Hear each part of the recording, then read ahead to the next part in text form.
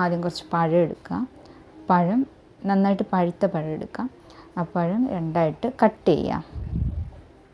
പകുതി വെച്ചിട്ട് രണ്ടായിട്ട് കട്ട് ചെയ്യാം. ഒരു പാനിൽ നെയ്യ് ഒഴിക്കുക. ആ നെയ്യ് കുറച്ച് ചൂടായതിന് ശേഷം ഈ കട്ട് ചെയ്തിരിക്കുന്ന പഴം തിരിച്ചും മറിച്ചും ഇട്ട് അതിൽ ജസ്റ്റ് ഒന്ന് ഷാലോ ഫ്രൈ ചെയ്തെടുക്കുക.